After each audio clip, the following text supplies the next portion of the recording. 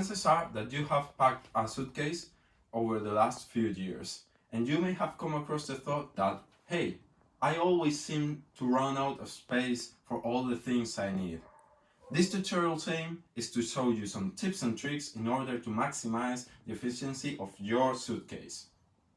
So, before you start putting all your clothes in the bag, it is essential to know how many garments of each category you're going to need. So, these categories consist of underwear, socks, t-shirts, and the ones I call the big ones. So the first ones are very intuitive. You should pack around one of the underwear sets, socks, and shirts and t-shirts for every day that you will be out. Although this dose is just a baseline and you are free to change up the numbers if you like. Now, what do I mean with the big ones?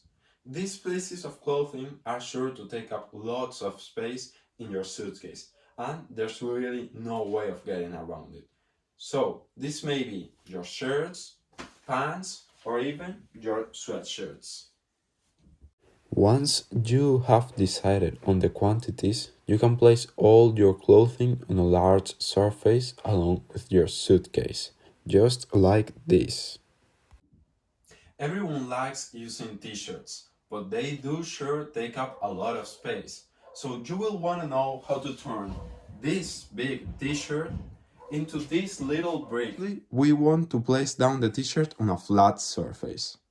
So, first step, we want to fold this lower part inwards on itself so that it stays this way. Now, we just fold normally the t-shirt until we get to this point. Here we will roll from the neck down onto the lower part, just like this. Once we get to this part, there will be a fold here. We want to take that and open it and take it around the t-shirt. This may be a little bit difficult, but you will get to this brick part. This is other great folding technique. So, what you want to do is place your trousers, same as with the t-shirt, on a flat surface. Now, we take this end and flip it. So we just fold the trousers. Now, you see this spike? We want to fold the spike inwards, and now we take the lower end, flip it. The upper end, flip it over the end, and there we have a great folding technique.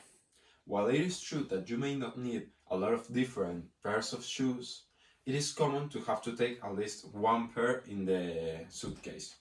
So, what I recommend to do is, if you happen to have a secondary pocket in your suitcase, like for example here would be all our clothes, and then we have another pocket, we would put the shoes there. If that's not possible, we can always use a plastic bag and put the shoes inside so that our clothes remain untouched by our shoes. Usually, you start by filling the lower end of the suitcase with either socks or the underwear. Then, easily fitting the sweatshirts and the pants so that you can place your t-shirts in the gaps in between. End up by placing your shoes and your hygiene products in the secondary pocket. Now, you may be tempted to pack personal items into the suitcase, such as your laptop or some books that you might want to read. But it is so much better to pack them in a little backpack so that you have them at close range at all times. This also does include accessories such as sunglasses or the documents that you may need in the travel.